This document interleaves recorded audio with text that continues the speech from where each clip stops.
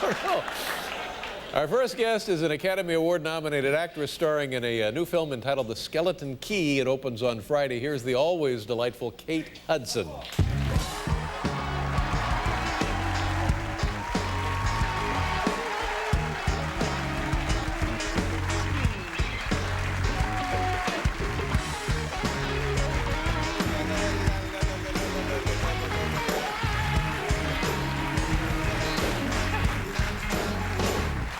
You look wonderful.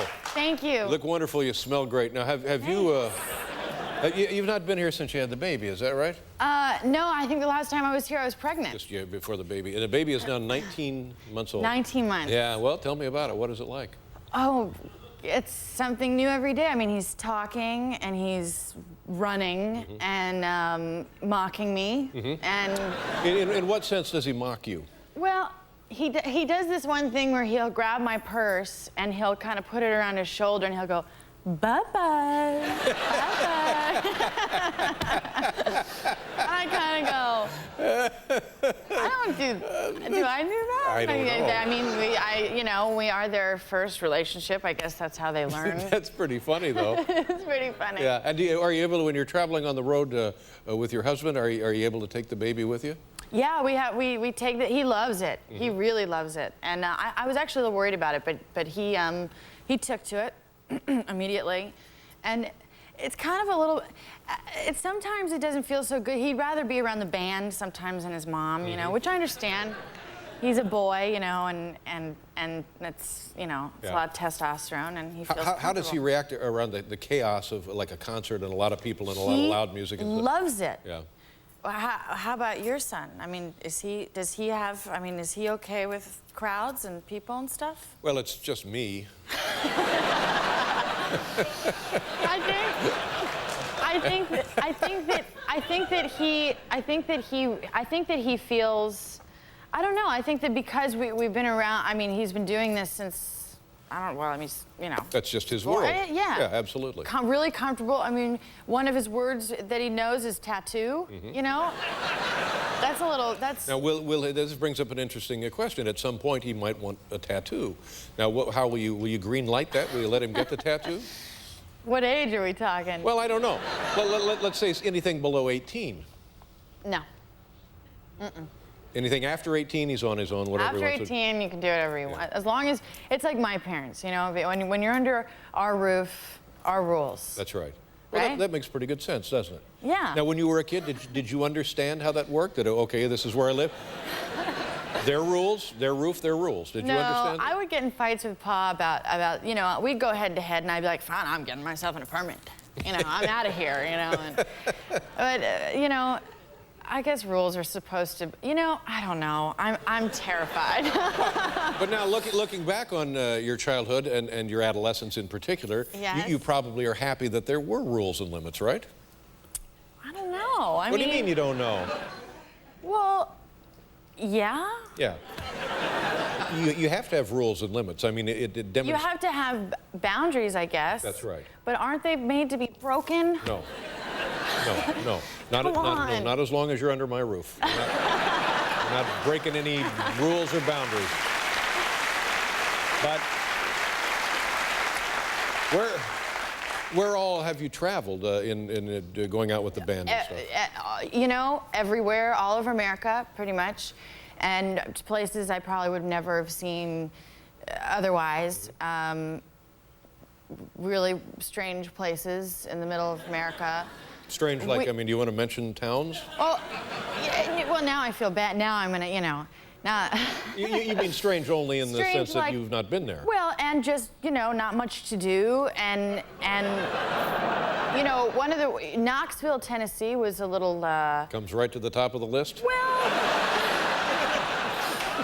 it was just, we definitely had to find our fun, but sometimes the fun, those are the most fun play. Like, we were outside of Cleveland and we went bowling one time. We had a really good time because we just went bowling, you know, it was great and some weird. But isn't it, I think it's just A tremendous personal education to be able to travel the country and see how other people live and see the community and the geographic nature and the sites. It's actually amazing. I mean, yeah. it's actually one of those experiences that I think is probably important to, one, what I do for a living, and two, just to be able to get out and see the America. For $1 million, would you go back to Knoxville? I'd go back for $2. All right, we'll be right back with Kate Hudson, everybody.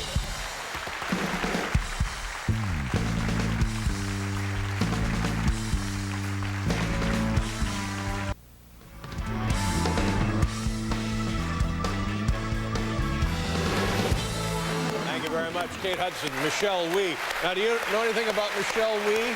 No, but I just met her in the. I'm very excited about this. Yes, I love athletes. She's like a world-class golfer. She's 15 years old and just tremendous, and it's kind of disproving the notion that perhaps women could not necessarily compete against men in golf. Yeah, and I mean, you of all people would know about those things, that you have an Indie driver who's female. Yeah, and it's same pretty thing. amazing. I mean, That's right. Incredible. Danica Patrick and people heretofore thought, well, women can't really compete against men in which is top-line motorsports. But sociologically, it's a fascinating question. It's a fascinating thing to study, don't you think? What? The fact that women have a difficult time competing against men? No. The doors are now opening, and we have a new vista, a new horizon to observe in the next generation. I hope so. That would be incredible. Yeah. And what about you? As a kid, I know you played soccer, didn't you? I did. Yeah. I played soccer. Well, you know, I mean, Kurt was my dad. Kurt Russell? Yeah, Kurt, yes. And I grew up with all boys, so I always had to compete against something, and I was actually quite athletic. And soccer, I was actually really good at. I could have gone to. Got some letters for some. You could have gone to college on a soccer scholarship. I could have until. Do you regret not doing it? Well, actually, what happened was I looked at my legs one day, and they were actually getting quite large, and I went, am I really going to be a soccer player? Because I love it. I still, to this day, I wish I could be in a competitive sport because it's part of my nature. But I just said, no, I want to act. And you mean your legs were getting muscular? Very muscular. Very muscular. Yeah. Kurt has. He likes to go back and look at the footage that he taped me with soccer, and it's like with everything, he'll call me up randomly and be like, Kate, you could have been a really good soccer player. Yeah. You could have been, and he'll like watch the little footage, and I had that. Did you see a movie that your father starred in called Miracle? Yes. I'm telling you, I watched this movie, and I thought that was wall-to-wall one of the finest acting jobs I'd ever seen in my life. Wasn't he tremendous in that? Unbelievable. And what a great movie, what a lovely reenactment of an actual event that was life-altering for Americans, and a tremendous portrayal. It was just, it was amazing. I mean, when you're watching a movie and it's your dad, and you don't even see a trace of your father in a performance, is great. Yeah.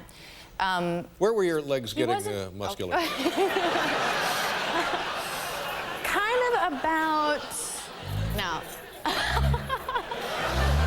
No, but it's funny because Kurt was so present in my soccer, and he wasn't anything like Herb Brooks in terms of, I mean, my dad was the kind of dad who would scream at every referee, my coach, I mean, I was like 10, and he'd be like, what do you think you're doing? He's like, you gotta put your best players out there to win the game. And you're like, we're like 10. I mean. Chill.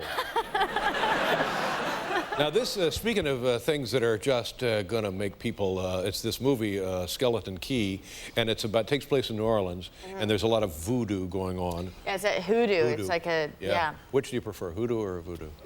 Neither. Yeah. They scare me a little. And the thing is scary, and you go in to take care of a guy, and then all hell breaks loose. Yeah, I play a hospice worker, and I go to the bayou to work with this family, and I sort of uncover this room. that's a hoodoo room, and then it just starts to go crazy. Something ain't right, Yeah, exactly. All right. You know what we're going to see here? We're going to show a clip. This is when I do something that I probably shouldn't have, and Jenna Rollins' character Violet sort of confronts me. All right, let's take a look. Skeleton Key, Kate Hudson, opens Friday. I told you about the mirrors. I don't understand. This is not your house. I found them. I needed a mirror for my bathroom, and so I told you, and you heard me. No mirrors. No mirrors. I've seen the room. What room? The room you say you've never seen. It's not locked anymore. No, child, you don't know what you've seen. Well, you're gonna tell me right now, or I'm leaving.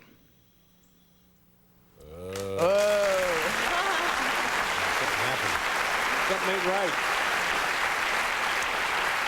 It's really fun. It's got a great ending, and I'm really excited for it. Keep you on the edge of your seat the whole thing? It really does, and then the ending is just one of those endings where you go, what? Oh, I know what the ending was. I know exactly what it was. Yes, I do. It was all a dream. Yeah, I think it was. I think it was all a dream. Everything's fine in the end. All right. Now listen, take care of baby for me. Okay. Pleasure to see you again. Nice to see Kate you. Hudson, ladies and gentlemen. We'll be right back with Michelle Wee, everybody.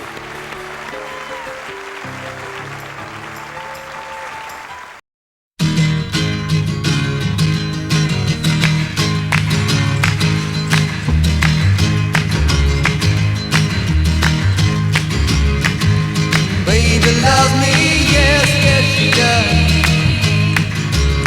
All the girls out of sight, yeah. Says she loves me, yes, yes she does. Gonna show me tonight, yeah. She got the way to move me, cherry. She got the way to move me. She got the way to move me, cherry, baby. She got the way to move me. All right.